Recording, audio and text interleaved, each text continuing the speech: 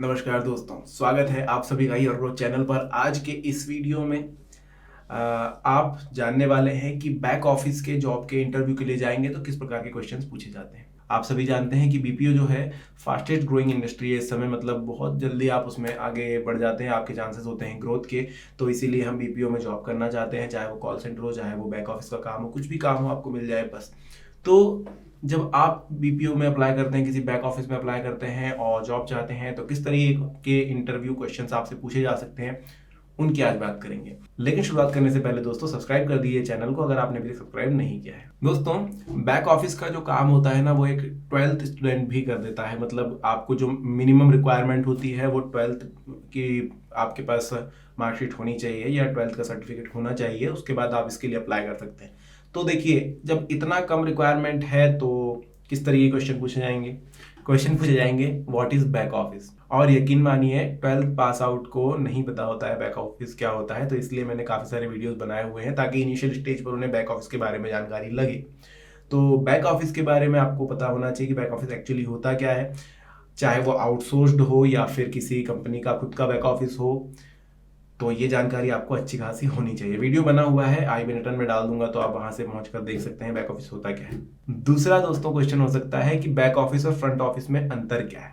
तो ये भी आपको पता होना चाहिए कि बैक ऑफिस किसे कहते हैं, फ्रंट ऑफिस मैंने बहुत ही अच्छे से एग्जांपल देकर के बताया था कि बैक ऑफिस जो होते हैं वो क्यों बैक ऑफिस कहलाते हैं, फ्रंट ऑफिस क्यों फ्रंट ऑफिस कहलाते हैं, बैक ऑफिस कैसे अपने मेन प्लांट से दूर भी हो सकते हैं और क्यों हो सकते हैं, सारी वजह समझाई थी। तो ये चीज क्वेश्चन आपसे पूछा जा सकता है। अब एक क्वेश्चन पूछा जाता है कि देखिए, ज्यादातर रिलेटेड क्वेश्चन पूछे जाते हैं बैक ऑफिस में, क्योंकि अगर आप एक बैक ऑफिस में जॉब करना चाहते हैं तो आपको उसके बारे में नॉलेज होना चाहिए। अब बहुत सारी कंपनी जो होती है अपने बैक ऑफिस का जो मतलब जो अपना बैक ऑफिस रहता है उसको एक रिमोट एरिया पर बनाती है, थोड़े अलग एरिया पर बनाती है, मतलब कंपनी के प्लांट से बहुत दूर भी बना सकती है।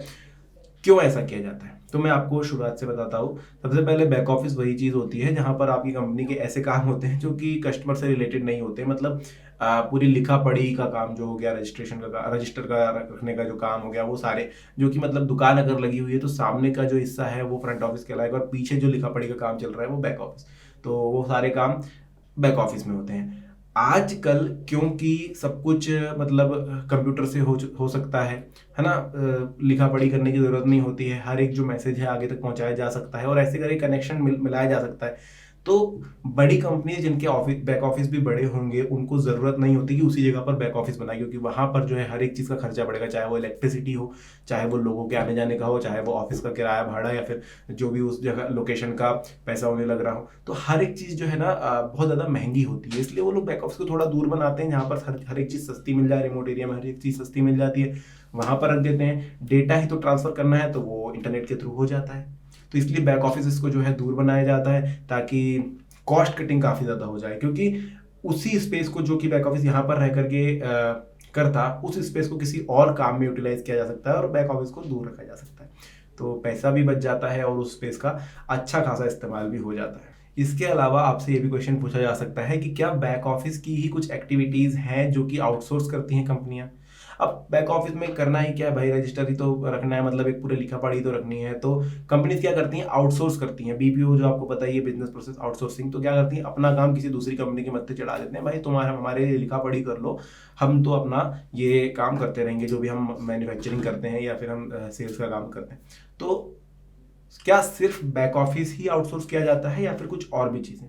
तो आपको पता है आजकल जो है सेल्स वगैरह का भी जो एक डिपार्टमेंट होता है, चाहे वो कार की कंपनी हो या फिर मोबाइल कंपनी हो, उनमें सेल्स में, मार्केटिंग में या फिर कस्टमर सर्विसेज, ये सारी भी आउटसोर्स कर दी जाती हैं। तो सिर्फ बैक ऑफिस ही आउटसोर्स होता है, ये चीज गलत होती है। तो इसका भी आंसर आपको आना चाहिए और एक अच्छे खासे एक्सप्लेनेशन के साथ आना चाहिए। खैर, ये तो दोस्तों कुछ क्वेश्चंस है। इसके अलावा अगर आप बैक ऑफिस में अप्लाई करना चाहते हैं तो क्या कुछ आपको स्किल्स चाहिए वो मैं वापस बता देता हूँ।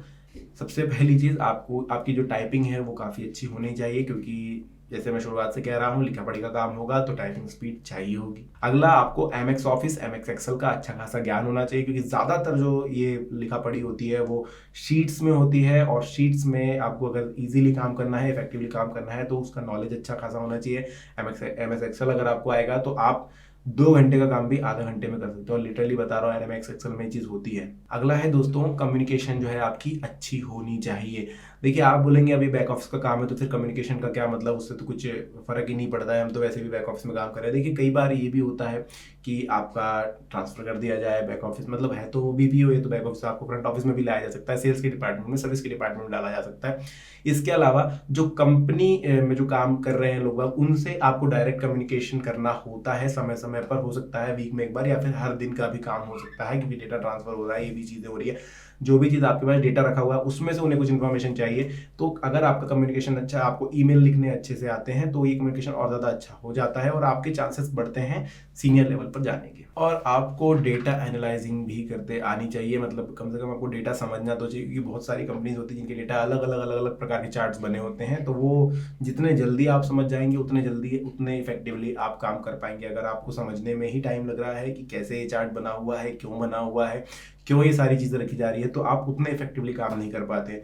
तो ये स्किल्स को थोड़ा सा सीखिए, एमएस एक्सेल चलाना सीखिए, टाइपिंग की स्पीड फास्ट कर लीजिए। उसके बाद बैक ऑफिस में जब जाएंगे जॉब करने के लिए, तो ये सारे क्वेश्चन जो मैंने आपको बताया कि जॉब बैक ऑफिस होता क्या है, फ्रंट ऑफिस से किस तरीके से अलग है, क्यों रिमोट लोकेशन में ज़्यादातर बैक ऑफिस होते हैं, और क्या सिर्फ बैक ऑफिस ही आउटसोर्स किए जाते हैं, इस तरीके के क्वेश्चन की तैयारी कीजिए। मतलब कहने का तात्पर्य है बैक ऑफिस के बारे में मैक्सिमम जानकारी रखिए। तो आज की वीडियो में दोस्तों इतना ही, मिलेंगे नेक्स्ट वीडियो में, तब तक के लिए धन्यवाद। नए टॉपिक के साथ आता हूँ जल्दी से।